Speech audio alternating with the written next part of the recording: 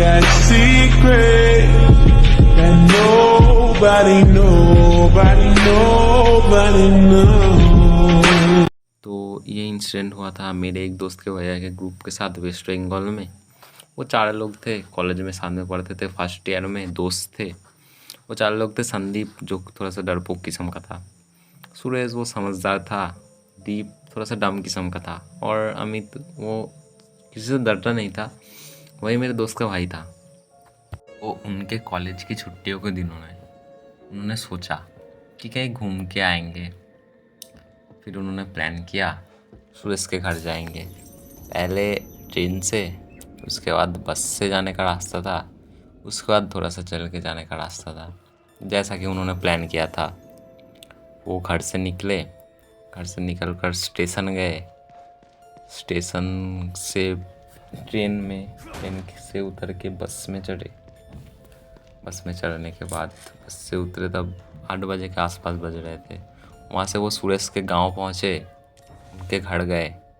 पहले दिन उनको थोड़ा अनकम्फर्टेबल फील हुआ, जैसा कि होता है नई जगह में। फिर उन्होंने अपने गार्ड को बोला कि खाने का बंदोबस्त करे। उनके गार्ड ने खाने का बंदोबस्त किया। फिर उन्होंने खाना खाया। खाना खाने के बाद 10 बजे के आसपास बज रहे थे, और फिर वो लोग 4 लोग एक रूम में सोने को गए। जैसा कि एक रूम में 4 लड़के होने से होता है, वो लोग बातचीत कर रहे थे रात भर। फिर रात के 2 ढाई बजे के आसपास उनको नींद आई। फिर वो सो गए। लेकिन रात के 3 बजे संदीप ने दरवाजे पर दस्तक देने की आवाज़ सुनी, और किसी ने वो आवाज़ नहीं सुनी थी। संदीप वो आवाज़ सुनकर बहुत डर गया और सबको बुलाया। उन लोगों ने आवाज़ नहीं सुनी थी, इसलिए वो संदीप पर गुस्सा होकर बोले, इतनी रात को इतना बुरा मजाक अच्छा नहीं है। लेकिन ये संदीप ये मानने को राज़ी नहीं था कि उसने मजाक किया था, क्योंकि उसने सच में वो आवाज़ सुनी थी। उसके बाद सबने बोला संदीप को कि सीरियस मत हो, ज़्यादा डरे मत, सब कुछ ठीक है। फिर वो लोग सो गए। अगले दिन ही सब लोग मिलके वो जगह को घूम कर देखा। फिर एक बूढ़ी औरत ने उनको कहा कि उस घर में कभी कभी किसी की परछाई दिखाई देती है, और कुछ लोगों ने तो ऐसे भी किसी की चलने की आवाज़ भी सुनी है। तो ये सुन के वो थोड़ा डर जाते और फिर भी इसको सीरियस ना लेते हुए चले जाते। फिर रात को 3 बजे फिर से दरवाजे पे नॉक होने की आवाज़ सुनाई देती है। तो ये इस बार सब लोग जगे हुए थे, तो सबने सुना। अमित जाके वो दरवाज़ा तुरंत खोल दिया।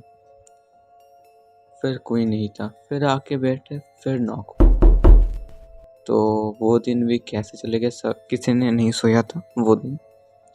फिर उसके अगले दिन ही वो आके गार्ड को पूछे कि हाँ कुछ देखा है अपने।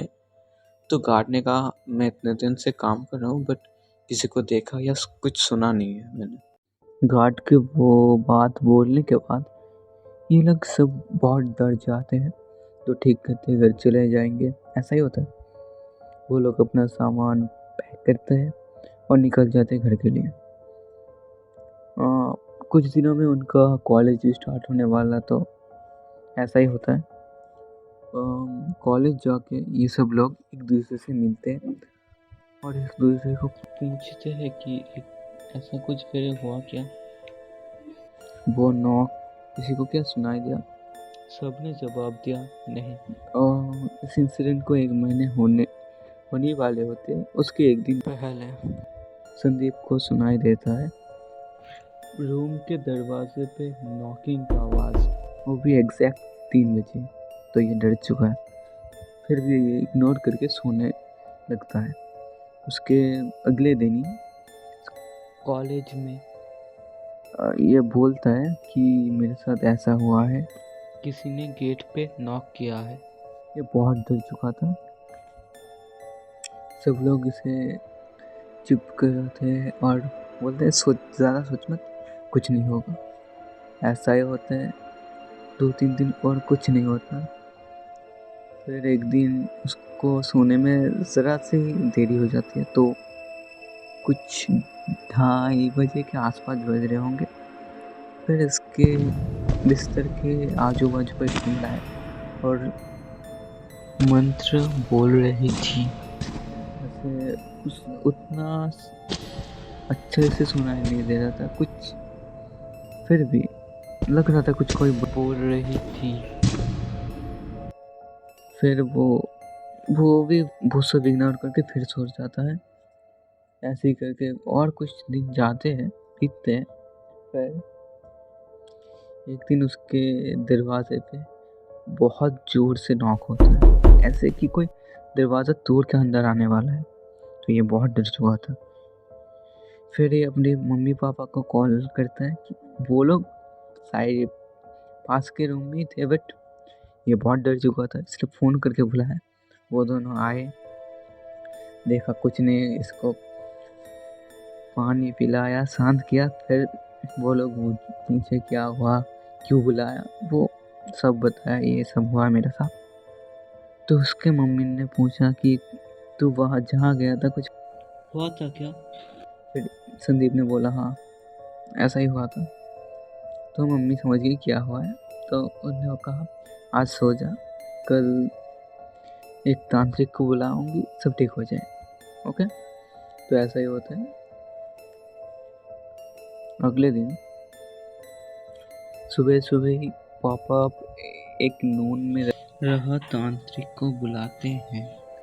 वो आता है घर में, आके उसको कुछ नहीं पता चलता, बट जब संदीप के रूम में आता है तो उसे कुछ स्ट्रॉन्ग महसूस होता है, कोई है, कुछ नेगेटिव है। तो वो कहते हैं कि अभी एक हवन करना पड़ेगा, तो ये चीज़ें लाओ। तो संदीप और उसके पापा जाते हैं, जो जो लिखा होता है वो चीज़ ले आते हैं। फिर वो शुरू हो जाता है हवन। तो 1-1.5 घंटे के करीब ये सब चला था।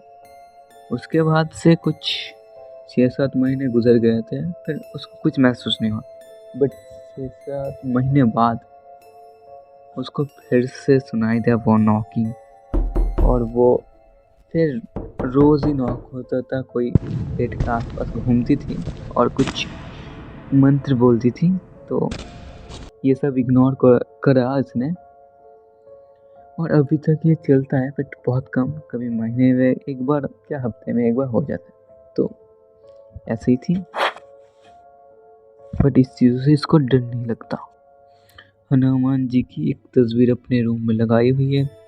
अब इसमें बहुत कंफर्टेबल है वो, ठीक है। वो यही थी स्टोरी। अब वो अपने डर से ओवरकम कर चुके हैं, वो ठीक है। ये थी हमारी अमित भैया की story from my a friend. Okay, that's it.